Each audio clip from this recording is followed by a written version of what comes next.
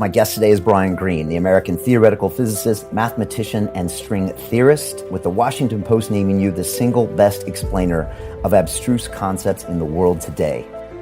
Against astounding odds, we are here, and moreover, we are so exquisitely configured that we can think about the past, we can envision the future.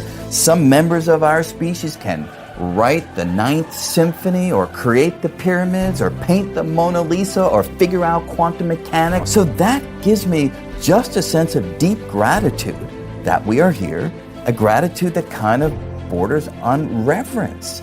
And we should all have that sense. Look at how amazing it is that entropy and evolution can combine together to yield these kinds of cogitating structures that only exist on the cosmic timeline for a mere moment. But we are that moment. Celebrate that. That, to me, is the way to not feel that bleakness about where the universe is headed. You need to look at the world in a variety of different ways, right? So the physicist looks at it in terms of the ingredients and the laws. The chemist puts those together into atoms and molecules, and the biologist then cells and life, and so on. And the act of engaging with the world through building that car engine or doing the laboratory course is another way of touching and engaging and being part of the reality. And I think you need it all. So at times you do need to be pulled away from the big ideas, because ultimately the work is right down here in the gutter, in the dirt. That's where you make the progress. When you are at the forefront of research and you are grabbing hold of the reins of reality, able to lift 1 million tons of rock into the sky, which is what an atomic bomb can do. It's intoxicating, and you can easily put aside the ethical ramifications of what you're working on, but ultimately, as a human being, you come back to it. And these individuals, at least a good number of them from the Manhattan Project, did come back to the realization of what their work had wrought on the world. There's no way to stop research. There's no way to stop exploration. That's who we are. That's where we come from. And that's our lifeblood. And it's also the great opportunities that we have for the future. And you can't not pursue those opportunities for fear of the side effects that could be devastating. The universe is just left with a bath of particles floating through the darkness. All structure has disintegrated, and there's nothing but particles and the void. There was a time when I would think about the far future, and it would feel bleak. It would give me this hollow sense of dread that was unpleasant and uncomfortable. But as I thought about it more and more, I had a radical turn of perspective, which is the recognition that we are small, we are finite, and that can make you feel insignificant. But at the same time, look at what these collections of particles can do, and look at how unlikely it is that these collections of particles exist. You and I are the product of a sequence of quantum events reaching back to the Big Bang, each of which could have turned out differently, that way instead of this, yielding a world in which we would not be here.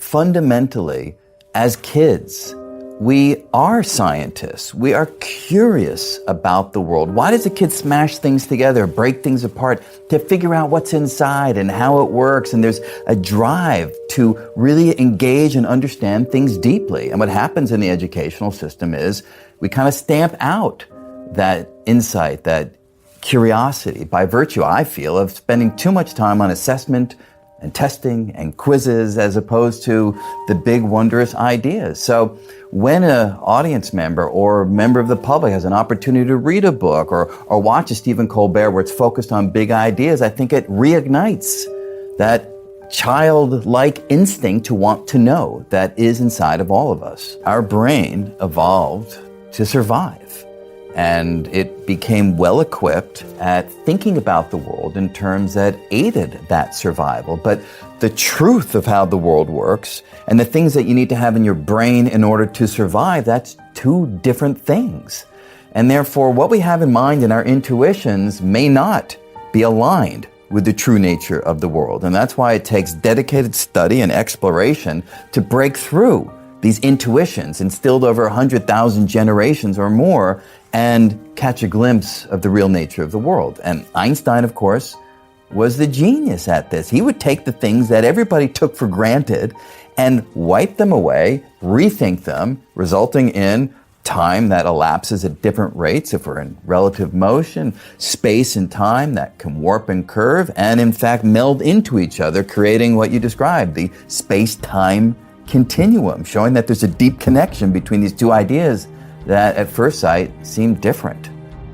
Look, I think as you well know, these subjects are hard, and the only way you can get through them is if you have a passion for the material. In fact, I tell students when they come to me and they're struggling between physics and another subject, I often tell them, if you can do another subject, you may want to do that, because to succeed in physics requires, I was working 14, 15 hours a day when I was a graduate student at Oxford. It's the only way to really make headway and to make a difference. I was not the kind of kid who went for the chemistry set or build things. I was totally a math kid. And when I got to college, I did everything that I could to avoid any kind of course where I had to touch anything whatsoever. So I somehow wiggled my way through the requirements. I never took a laboratory course. And I regret it to this day, because that tangible quality of physics, when you're actually looking at the world with your math, but then touching the world and examining the world, I think that's a vital part of the education, and I kind of missed out on that. I have long felt, and my research and reading over the last few decades has only confirmed my belief that there is a false sense that physics and science more generally is off there on the side, right? It gives us some insights into the world, but we only pay attention if it gives us a new iPhone or new kind of gadget. But the reality is there's a continuum of these ideas, and our insights into the nature of ingredients, the particles, and the laws does illuminate these big questions of meaning, of existence, of consciousness, of free will. And so I felt that it was appropriate to consider these age-old questions, but from the standpoint of someone who looks at the world through the lens of physics. Well, I have a deep affection for Einstein, and look, he was a smart dude, man. It's astounding when you look at our understanding of the world before him and after him. He changes our understanding of space, time, matter, energy, and gravity, right? That's a lot of stuff for one person to sort of reach out and reshape and remold. If he hadn't been born, right. what would have happened? Well, it's hard to say. With the special theory of relativity, his discovery in 1905 of the weirdness of space and time, there were others hot on the trail of that idea. In fact, Lorentz and Poincaré, other great thinkers of the time, wrote down the key equations of relativity before Einstein did. They just didn't understand what the equations were actually telling us about the world. Einstein's genius was to be able to throw away preconceived notions of space and time, look at the equations fresh, and interpret them in a radically new way, and that's why he is credited with the special theory of relativity. But I can't imagine that Lorentz and Poincaré wouldn't ultimately have gotten to that theory if Einstein had not gotten there first. Some people say, well, there was this mathematician named David Hilbert who actually wrote down the equations of general relativity perhaps before Einstein, within a few days. But Einstein went to Hilbert in June of 1915 and told him everything that he'd already figured out. Hilbert went from there between June of 1915 and November to finish the final step, but he wouldn't have gotten to June of 1915 by himself. So again, it really was Einstein all the way on the general theory of relativity. Wow, would we have an atomic bomb in the 40s without Einstein? I think so. I'm quite certain that others would have come to these ideas. So I do think that we would have had quantum physics, so I suspect that we would have had an atomic bomb. In fact, Einstein himself was deeply saddened by the fact that he was sometimes called the father of the atomic bomb. He was called that because he wrote the famous letter to Roosevelt about the need to try to build this weapon.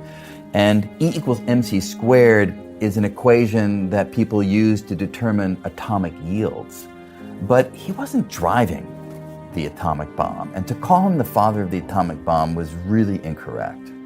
Would you have loved to be on the Manhattan Project in some way or not? And what do you make of all that? Wow.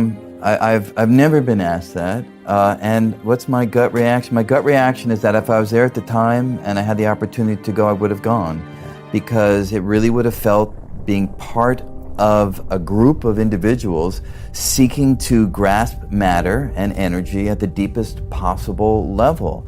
I think I would probably have had the naive hope, because that's how I am, that we would never use this weapon. Just the threat of this weapon, or maybe just the demonstration of this weapon, would be enough. I would have been probably overly optimistic about what we would do with the results of this research, and therefore I think I would have been part of it. We hope that it's not an unrealistic way of looking at the world. We hope that, the mutual assured destruction policy is enough to keep people from pushing the button. But when you have certain leaders in the world, such as those that are prominent in the American system at the moment, you need to question whether that kind of rational thinking would hold sway in a very difficult and perhaps situation that is so tense and needs a split-second decision. Would the right decision be made? Not obvious to me.